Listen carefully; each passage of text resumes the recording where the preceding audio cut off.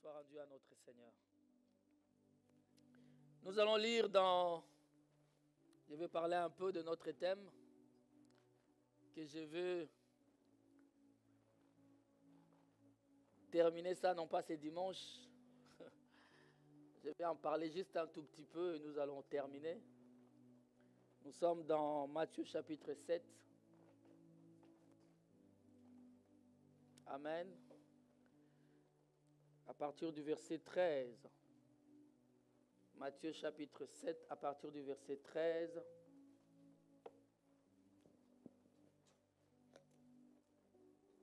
Nous l'avons trouvé. Sinon, c'est projeté à l'écran. La Bible dit « Entrez par la porte étroite, car large est la porte, spacieux est les chemins qui mènent à la perdition. » Et il y en a beaucoup qui entrent par là. Dis avec moi beaucoup. Mais étroite est la porte, resserrez les chemins qui mènent à la vie, et il y en a peu qui les trouvent. Gardez-vous des faux prophètes. Ils viennent à vous en vêtements de brebis, mais au-dedans, ce sont, vous les reconnaîtrez à leurs fruits. Amen. Cueille-t-on des raisins sur des épines ou des figues sur des chardons? Tout bon arbre porte des bons, mais les mauvais arbres portent des mauvais. Un bon arbre ne peut porter de mauvais fruits. Amen. Ni un mauvais arbre porter de bons fruits. Un bon arbre ne peut porter de mauvais fruits, ni un mauvais arbre porter de bons fruits. Tout arbre qui ne porte pas de bons fruits est coupé et jeté au feu. C'est donc, la conclusion donc, c'est donc à leurs fruits que vous les reconnaîtrez. Ceux qui me disent Seigneur, Seigneur n'entreront pas tous dans le royaume des cieux. Mais c'est lui-là seul qui fait la volonté de mon Père qui est dans le ciel. Plusieurs me diront en ces jours-là, Seigneur, Seigneur, n'avons-nous pas prophétisé par ton nom? N'avons-nous pas chassé des démons par ton nom? Et n'avons-nous pas fait beaucoup de miracles par ton nom? Alors je leur dirai ouvertement, pas en cachette.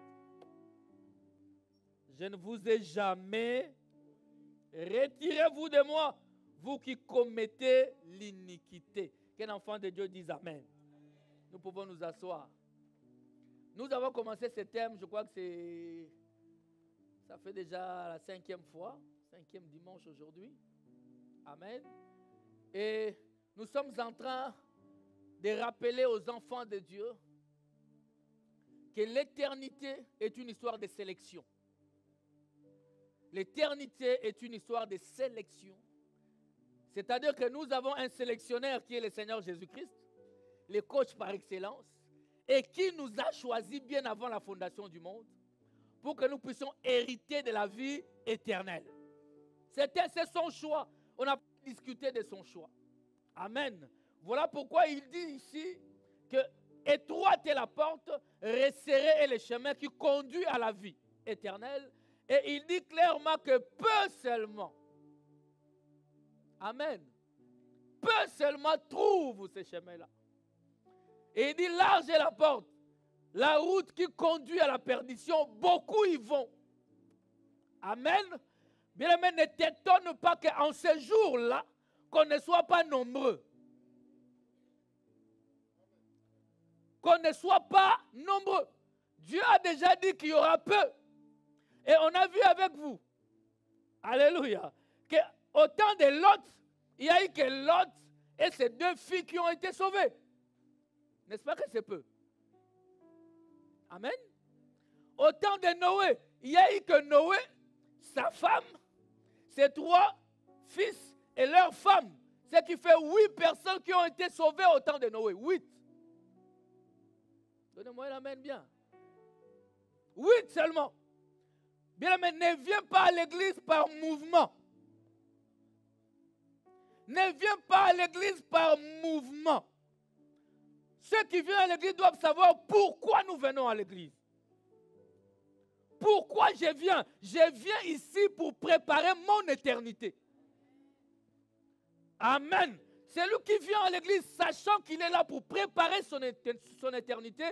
Son attitude est différente de la personne qui vient pour le mouvement. Celui qui vient sachant pourquoi il vient, son attitude est différente. Voilà pourquoi je vous ai toujours dit qu'à l'église, nous avons des croyants. Nous avons des soi-disant croyants. Amen. Parce qu'il y en a qui sont ici soi-disant croyants. Moindre preuve, culbute. Amen. Il ne sait pas résister parce qu'il n'a pas de résistance solide. Alléluia. Donc 8 au temps de Noé, 3 au temps de Sodome. Alléluia. Et de ceux qui sont sortis d'Égypte, 2 seulement ont hérité la terre promise. Alors qu'ils étaient tous en train de chanter Alléluia, Hosanna. Amen. Ils disaient gloire à Dieu, tu nous as délivrés de la main des Égyptiens. Ils ont chanté, ils sont sortis de l'Égypte. Mais ils n'ont pas hérité le royaume. Parce que peu seulement trouvent cela. Frère, je ne cesserai de te répéter que si tu n'appliques pas la parole, tu seras rejeté. Donnez-moi un amen bien. Tu seras rejeté. Amen. Lazare était ressuscité. Mais il était quand même mort après. Alléluia. Dieu peut faire des choses extraordinaires avec toi. Mais au bout, il te dit, je ne t'ai jamais connu. Mais comment tout ce que tu as fait avec moi? Alléluia. Amen. Est-ce que vous êtes là? Tout bon arbre porte de bons fruits. Donc, les fruits, ce n'est pas le problème. Amen. Les fruits, c'est pour que nous sachions qu'il est un bon arbre. Est-ce que vous avez compris? C'est-à-dire que toi, tu n'as pas besoin de nous dire, moi, je suis un bon arbre. Lorsque nous voyons les fruits, automatiquement, nous savons que tu es un bon arbre. Prédicateur, tu n'as pas besoin de nous dire, je suis un enfant de Dieu, je suis un bishop. Non, non, non, non. Nous, on doit voir. Lorsque nous voyons, nous-mêmes, nous allons témoigner que lui, c'est un bon serviteur de Dieu. Qu'est-ce qui fait la différence? Les fruits que nous voyons. Amen. Écoute, je vous ai toujours dit qu'on ne devient que ce qu'on mange. Que mange un arbre? Que mange un arbre? Parce qu'en réalité, nous ne sommes pas l'arbre entier. Alors pourquoi vous êtes silencieux? En réalité, nous sommes des sarments. Nous sommes des branches. Est-ce que vous êtes là? Est-ce que les troncs d'arbres portent des fruits? Qui portent les fruits? Les branches. La Bible dit, vous êtes des sarments, vous êtes des branches. Et moi, le Seigneur, lui, je suis les cèpes.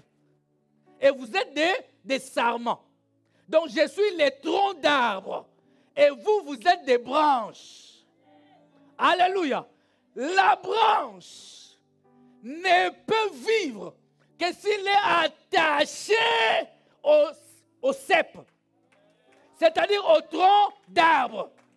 Je parle à quelqu'un ici. Donc, les troncs d'arbre, Jésus dit, il dit, je suis le cep. Je suis le tronc d'arbre. Pourquoi il se déclare qu'il est le tronc d'arbre? Pourquoi il dit qu'il est le cep? Parce que l'arbre, la vie de l'arbre se trouve dans les cèpes. Est-ce que vous comprenez? C'est-à-dire que la branche en elle-même n'a pas de vie. La branche vit parce qu'elle est attachée au tronc d'arbre. Parce que c'est dans le tronc d'arbre que passe ce liquide que nous appelons la sève. Donc dans le tronc d'arbre, il y a de l'eau, il y a la vie, il y a la parole. Donc si la branche maintenant est attachée au tronc d'arbre, il mange la parole. C'est pourquoi il peut porter des fruits. Amen. Alléluia. Maintenant, c'est à toi de savoir, tu es attaché comment et à qui. que tu manges? Est-ce que ce que tu manges te donne la vie? Amen. Voilà, quand on coupe la branche sèche.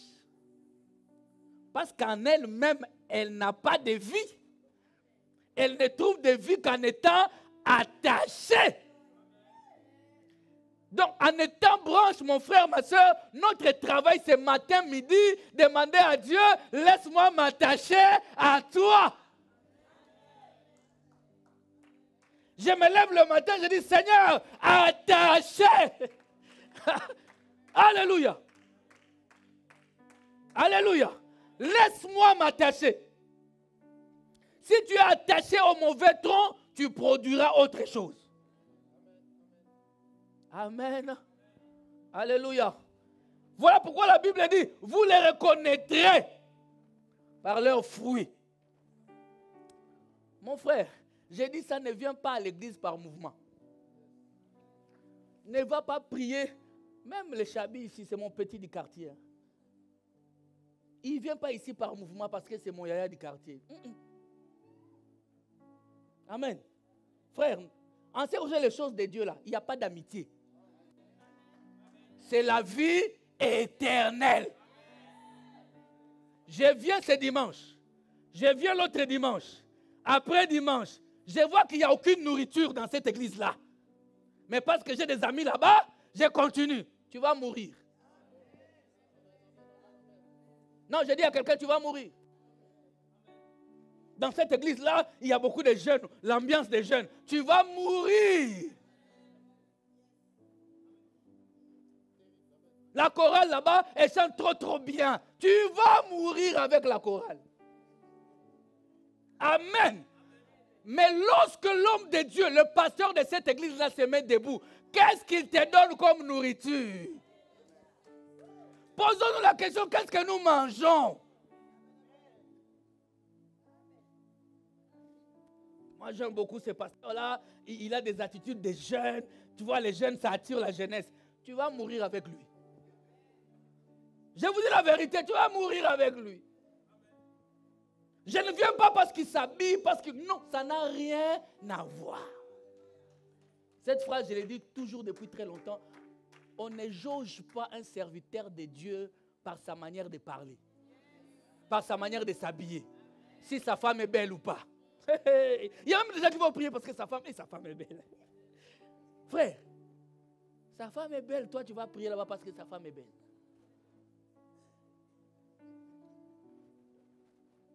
Donc ça se voit que tu n'es même pas demi-écrémé. Tu es écrémé. Alléluia. Les fruits déterminera. Lorsque tu vas voir un serviteur de Dieu, il peut prêcher. Maman, bienvenue, le feu sort de sa bouche. Ouh! Mais lorsqu'il n'y a pas de bons fruits, fouille-les. C'est de la peste. C'est de la lèpre. Fouille-les.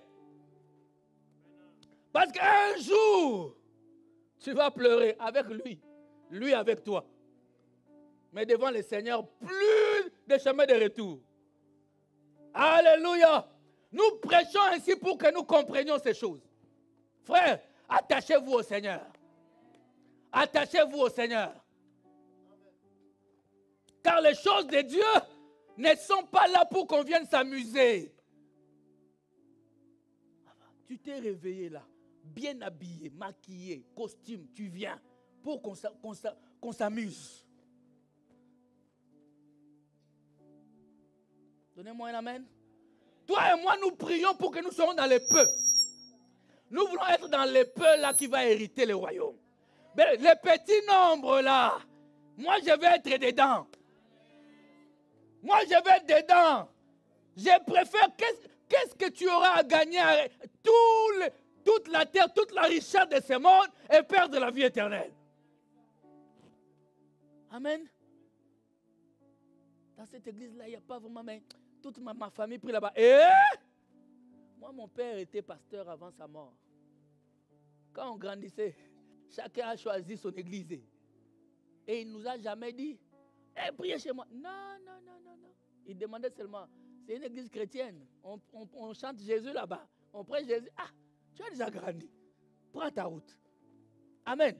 Frère, moi je suis fils du pasteur. Quand on était tout petit, on nous obligeait. Mais après, tu choisis. Parce que là, tu seras jugé individuellement. Amen. À un moment donné, on a constaté que ça commençait à être un peu morte là. Ah non, on part. Donnez-moi un amen bien.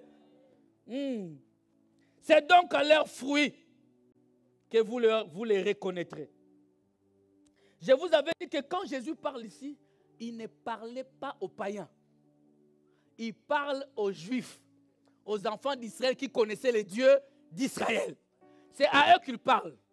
Voilà pourquoi au verset 20, plutôt au verset 21, il dit ceux qui me disent Seigneur, Seigneur. Il sait que c'était leur milieu. Nous tous ici, Seigneur, Seigneur. Seigneur, Seigneur, souviens-toi de moi. Seigneur, je suis malade. Il dit tous ceux qui me diront Seigneur, Seigneur là, tous n'hériteront pas. Ah, c'est terrible, frère. Amen. C'est terrible.